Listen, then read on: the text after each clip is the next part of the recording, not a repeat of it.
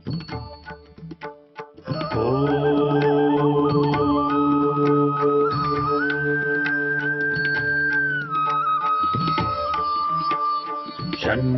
मित्रः शं वरुणः शन्नो भवत्वर्यमा शन्न इन्द्रो बृहस्पतिः शन्नो विष्णुरुक्रमः ॐ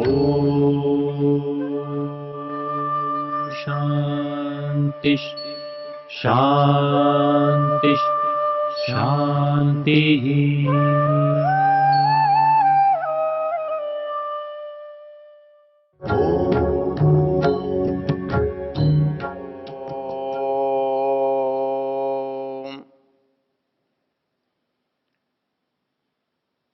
हम एक ऐसे मंत्र पर विचार कर रहे हैं जिसने इस समाज में और आज के इतिहास में उथल पुथल मचाई हुई है और उसके कारण सारा देश, सारा समाज संघर्ष में और विरोध में खड़ा हो गया है। और उसका जो दोष है वो वेद को दिया जाता है। उसका दोष सीधे वेद का तो नहीं है। हाँ, वेद को जो जानने वाले और मानने वाले लोग हैं या थे, उनका दोष अवश्य है। इस बात को समझने के लिए ऋषि दयानंद के एक विचार को समझना होगा। ऐसा हुआ कैसे? जो चीज समाज की व्यवस्था के लिए बनी थी, समाज की उन्नति के लिए बनी थी, वो अवनति का कारण कैसे बन गई? इस पर आप ध्यान देंगे तो पता लगता है। ऋषि दयानंद कहते हैं कि इस देश की अवनति महाभारत के 1000 वर्ष पूर्व से प्रारंभ हो गई थी और उस अवनति का एक प्राकृतिक कारण, एक सहज कारण था। जब भी कोई बात, कोई समाज, कोई चीज शिखर पर पहुंचती है, स्वाभाविक रूप से उसका पतन होता है। जो चीज ऊपर तक गई है वो नीचे भी आएगी। तो जो समाज ज्ञान में, ऐश्वर्य में, सभ्यता में, संस्कृति में ऊंचाई पर पहुंचा है, तो किसी न किसी कारण से वो नीचाई की ओर भी प्रवृत्त होगा। तो इसलिए इस देश में जो अतिशय समृद्धि, ज्ञान और उसके कारण से होने वाला आलस्य, उसके कारण से होने वाला प्रमाद, अकर्मण्यता, स्वार्थ, उनके कारण से वहां शिखर से अवनति की ओर हम चलते हैं। और उसकी परिणति होती है आकर महाभारत के काल में। और महाभारत के काल में उस परिणति में जो सबसे बड़ा पतन हुआ या पतन की जो पराकाष्ठा बनी, वो पराकाष्ठा बनी महाभारत के बाद की व्यवस्था। इस बात को हम कैसे समझ सकते हैं? पहले आज जिस व्यवस्था से हमें दुख है या जिस व्यवस्था से हमें परेशानी हो रही है, जिस ब्राह्मणवाद हमारे लिए कठिनाई पैदा कर रहा है, ये आज तो नहीं था, ये तो वेद जब से हैं तब से था। और तब से आज तक यदि ये व्यवस्था हमारे समाज में, हमारे समाज की उन्नति का कारण रही है, तो फिर आज वो हमारी अव्यवस्था का कारण कैसे बन गई? इसके इतिहास को जब हम समझते हैं तो महाभारत में वो क्षण, वो परिस्थिति उत्तरदायी है जहां से इस व्यवस्था के लिए कोई नियम बदले गए थे। पहले तो नियम ये था कि ये जो ज्ञान है, ये व्यवस्था है, ये सबके लिए है और सब इसको पालन करते हैं, सबके लिए इसको पाने की स्वतंत्रता है। अंतर कहां आता है? जब इसके पाने की स्वतंत्रता पर अंकुश लगता है। पाने की स्वतंत्रता है, ये तो वेद सहज कहता है। वेद में यथेमाम वाचम कल्याणी आवदानी जनेभ्यः, इस मंत्र के द्वारा समस्त मानव समुदाय, चाहे स्त्री हो, पुरुष हो, वैश्य हो, शूद्र हो, क्षत्रिय हो, कोई भी हो, उसको वेद का पूर्ण अधिकार है। तो ये जो पूर्ण अधिकार है, इस पूर्ण अधिकार पर अंकुश कब लगता है, ये स्वतंत्रता का अधिकार छीना कब जाता है, ये इसका मूल बिंदु है।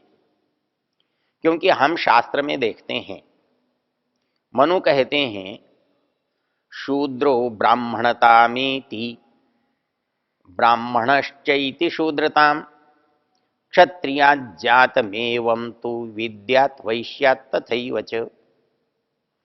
अर्थात समाज की जो व्यवस्था है कि ये वर्ग ब्राह्मण होगा, ये वर्ग क्षत्रिय होगा, ये वर्ग वैश्य होगा, ये शूद्र होगा, ये वर्ग होने पर भी इसमें एक अंतर जो था वो ये था कि इसमें आने जाने की स्वतंत्रता थी।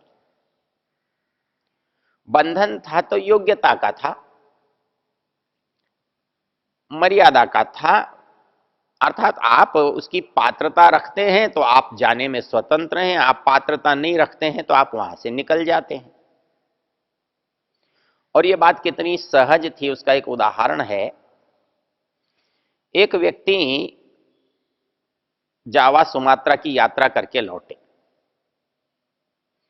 और मुझसे कहने लगे तुम्हें एक बात कहना चाहता हूं। मैंने कहा बताओ। बोले जो तुम आर्य समाजी लोग जिस व्यवस्था की बात करते हो वो यहां तो नहीं है लेकिन जावा सुमात्रा में है। कैसे है? कहने लगे जिस टैक्सी में मैं जाता था उस टैक्सी वाले से मैंने उसका परिचय पूछा तो उसने नाम बताने के साथ साथ कहा कि वो वैश्य है। बोले मेरा भाई ब्राह्मण है। उन्होंने कहा ऐसा कैसे कि तुम वैश्य हो और तुम्हारा भाई ब्राह्मण है? बोले मैं ब्राह्मण था लेकिन मैंने अपना व्यवसाय बदल लिया इसलिए मैं वैश्य हो गया और मेरे भाई ने नहीं बदला इसलिए वो ब्राह्मण है। अर्थात आज की इस विषम और दयनीय परिस्थिति में भी संसार के किसी कोने में वो व्यवस्था विद्यमान है तो ये उस व्यवस्था की श्रेष्ठता का प्रमाण है। और उसकी व्यवस्था बिगड़ने का कारण भी यह सहज समझ में आने वाला है कि ये विभाजन होने पर भी व्यक्ति को आने जाने की स्वतंत्रता प्राप्त थी। वो स्वतंत्रता कब और कैसे छीनी गई? क्योंकि शूद्रो ब्राह्मणताम एति, शूद्र ब्राह्मणत्व को प्राप्त कर सकता है। ब्राह्मणश्चैति शूद्रता, और ब्राह्मण शूद्रत्व पर जा सकता है। क्षत्रिया जातमेवं तो विद्यात वैश्या तथैव च, क्षत्रिय चाहे तो ब्राह्मण बने चाहे वैश्य या शूद्र बने, वैश्य चाहे तो क्षत्रिय या ब्राह्मण बने या शूद्र बने, और शूद्र चाहे ब्राह्मण बन जाए। इतनी सहज परिस्थिति थी और जहां सहजता है वहां किसी को आपत्ति नहीं होती। मैं कहीं जाना चाहता हूं, मुझे कोई रोक नहीं है तो मुझे क्या परेशानी, मैं जाता हूं, मैं जाऊं या न जाऊं। मैं वहां नहीं जाऊं तो चाहे वर्षों न जाऊं, जीवन भर न जाऊं, मुझे कोई आपत्ति नहीं है। लेकिन मैं जाना चाहता हूं और मुझे आज कोई जाने से रोक रहा है तो मुझे आपत्ति है, चाहे मुझे एक ही बार जाना हो या मेरे पास केवल जाने की इच्छा ही क्यों न हो। तो ऐसी स्थिति पैदा किसने की? आपस्तंभ धर्मसूत्रकार कहते हैं धर्मचर्यया जघन्यो जघन्यो वर्ण पूर्वम पूर्वम वर्णम आपद्यते जाति परिवृत्त। बोले हमारे एक वर्ग से दूसरे वर्ग में जाने का आधार क्या? बोले आचरण। आप जिस वर्ग का आचरण करते हो आप उस वर्ग के हो जाते हो। आप फौज में चले गए, फौजी हो गए, और आप पढ़ने लिखने में चले गए, ब्राह्मण हो गए। आप सेवा कार्य में चले गए, शूद्र हो गए। जहां कम योग्यता की आवश्यकता है वहां चले गए, आप शूद्र हो गए। जहां बहुत अधिक बौद्धिकता की आवश्यकता है चले गए, वहां नेता हो गए, आप ब्राह्मण हो गए, अध्यापक हो गए, उपदेशक हो गए, वैज्ञानिक हो गए, मार्गदर्शक हो गए, आप ब्राह्मण हो गए। आपका आचरण ही आपको वो बनाता है, दूसरे के तो केवल उसका प्रकट करते हैं, प्रगटीकरण करते हैं। गुरु लोग केवल वर्ण देते हैं, आप उस वर्ण को चाहे जब बदल सकते हैं, वो आपकी इच्छा और आपकी आवश्यकता है। तो समाज में चारों वर्ग सदा हैं और किसी भी वर्ग में कोई भी व्यक्ति कभी भी आ जा सकता है, तो फिर वो एक ही कहलाएगा, दो कैसे कहलाएंगे? ये देश दो देश तब बनते हैं जिसमें आने में जाने में रुकावट होती है। यदि मैं कश्मीर से कन्याकुमारी तक जाता हूं तो रुकावट नहीं है, इसीलिए तो एक देश है। एक परिवार में मेरे आने जाने में रुकावट नहीं होती, जिसमें नहीं होती वही तो मेरा एक परिवार है। मैं दूसरे परिवार में तो उस तरह नहीं आ जा सकता। तो वैसे ही मैं जब चाहूं तब ब्राह्मण बनूं, मैं जब चाहूं तब क्षत्रिय बनूं, मैं जब चाहूं तब वैश्य बनूं, या मैं जब चाहूं तब शूद्र बनूं। ये जो मेरी इच्छा और मेरी आवश्यकता है, मेरी योग्यता है, ये मुझे बनाने का कारण है, बाहर का दबाव नहीं, जबरदस्ती नहीं। तो धर्मचर्यया जघन्यो जघन्यो वर्ण पूर्वम पूर्वम वर्णम आपद्यते। धर्म के आचरण से नीचे नीचे का वर्ण ऊपर ऊपर को प्राप्त होता है, इसलिए इसका उल्टा भी स्वाभाविक होगा। इसका उल्टा स्वाभाविक कैसे होगा? अधर्मचर्यया पूर्वो पूर्वो वर्ण जघन्यम जघन्यम वर्णम आपद्यते जाति परिवृत्तौ। अर्थात जब कोई व्यक्ति अनुचित आचरण करेगा तो वो सहज दूसरे वर्ण में, दूसरी योग्यता में चला जाएगा। नहीं चला जाएगा तो समाज उसको भेज देगा, व्यवस्था उसको डाल देगी। यह निगरानी, निगरानी मात्र इसका बंधन है, योग्यता इसका साधन है। योग्यता से आगे बढ़ सकता है और व्यवस्था के बंधन से उसको वहां से हटाया जा सकता है। इतनी सहज बात को एक समय ने प्रतिबंधित कर दिया। अर्थात एक जो चक्र था, और चक्र का महत्व तभी है जब वो घूमता है, उसमें गति होती है, और इसकी गतिमत्ता के कारण से उसका महत्व होता है। और उस गति की सबसे बड़ी विशेषता होती है, जो उसका प्रदेश निम्नतम स्थान पर है, वो उसकी गति से उसके उच्चतम स्थान पर जा सकता है, और उसकी अधोगति से निम्नतम स्थान पर आ सकता है। तो यही चक्र समाज में ब्राह्मण, क्षत्रिय, वैश्यत्व और शूद्रत्व के रूप में चल रहा था। इसमें कभी भी कोई भी ब्राह्मण बन सकता था और कभी भी कोई शूद्र बन जाता था। इच्छा से वो ब्राह्मण बनता था और व्यवस्था से शूद्रत्व पर आ जाता था। व्यवस्था उसे वहां योग्यता न होने पर टिकने नहीं देती थी, और योग्यता उसे रुकने नहीं देती थी। योग्यता उसको आगे बढ़ने के लिए प्रेरित करती थी, अयोग्यता उसको नीचे आने के लिए बाध्य करती थी। और समाज की इस व्यवस्था के चलते हजारों लाखों वर्षों तक ये व्यवस्था कभी दुखदाई सिद्ध नहीं हुई। लेकिन इसका सबसे बड़ा कारण कौन हुआ? इसका भी एक प्राकृतिक कारण होता है। महाभारत के युद्ध में जब धर्मशास्त्रियों का, श्रेष्ठ लोगों का समापन हो गया, उसमें अच्छे लोगों की कमी और समाप्ति हो गई, तो ऐसी स्थिति में जो शासन आया वो उन लोगों के हाथ में आया जो उसके अयोग्य थे। चाहे वो धार्मिक क्षेत्र में, सामाजिक क्षेत्र में, राजनीतिक क्षेत्र में, वो मजबूरी के शासक थे। अर्थात जब हमारे पास चुनने के लिए बहुत सारे विकल्प नहीं होते, तब हम मजबूरी में जिसको चुनते हैं वो व्यक्ति कमजोर होता है, अयोग्य होता है, हम उसके लिए बाध्य होते हैं, मजबूर होते हैं। वही स्थिति महाभारत के बाद है। अर्थात उस समय जो धार्मिक सत्ता या उस समय जो राजनीतिक सत्ता उन लोगों के हाथ में थी जो वर्णाश्रम की दृष्टि से उचित नहीं थे, योग्य नहीं थे, पात्र नहीं थे। और जब कभी समाज में, किसी संस्था में, किसी भी स्थान पर अयोग्य व्यक्ति के हाथ में सत्ता आती है, शासन आता है, तो वो व्यक्ति अपने को बचाने के लिए अयोग्यता को ही मानदंड बना लेता है। वो अयोग्यता को ही अपने लिए रक्षा कवच बना लेता है। और यही परिस्थिति समाज में महाभारत के बाद हुई। और जो व्यक्ति योग्यता को जिन्होंने रोक दिया, योग्यता योग्यता तो हर एक का अधिकार था, पढ़ना अधिकार था, लेकिन उस पढ़ने को, वेद पढ़ने को और यज्ञ करने को रोक दिया और कहा कि ये अधिकार शूद्रों का नहीं है, ये केवल ब्राह्मणों का है। और इसके लिए कहा गया स्त्री शूद्र नाधीयाताम, स्त्री और शूद्र वेद का अध्ययन न करें। ये न कर सकना एक और चीज है और न करें एक और चीज है। न कर सकना मेरी चीज है, न करें ये आरोपित चीज है।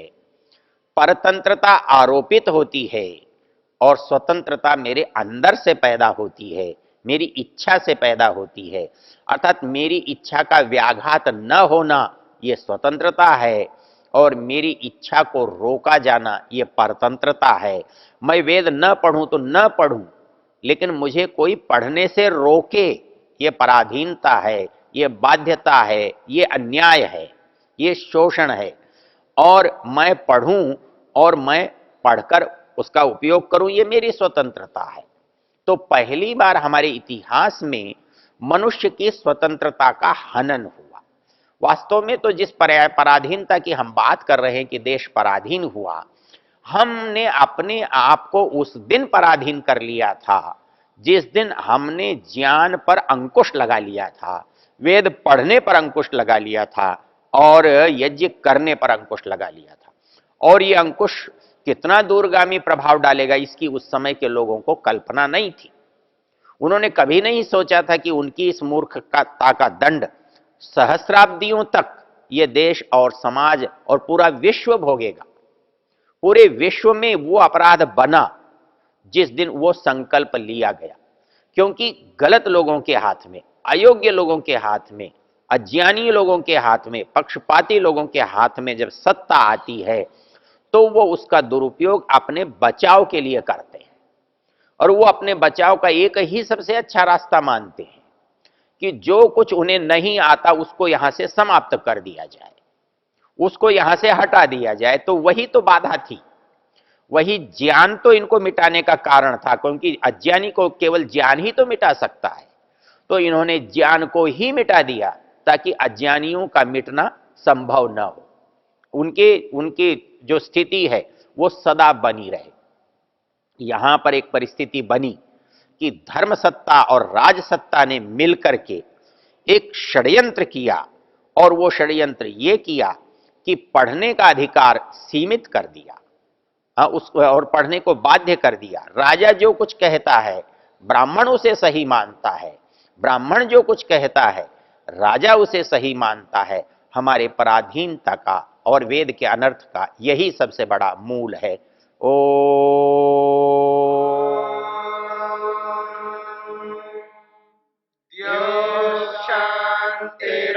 शान्तिरन्तरिक्षं शान्तिर्पृथिवी शान्तिरापः शान्तिरोषधयः शान्तिः वनस्पतयः शान्तिर्विश्वे देवा शान्तिर्ब्रह्म शान्ति सर्वं शान्ति शान्तिरेव शान्ति क्षमा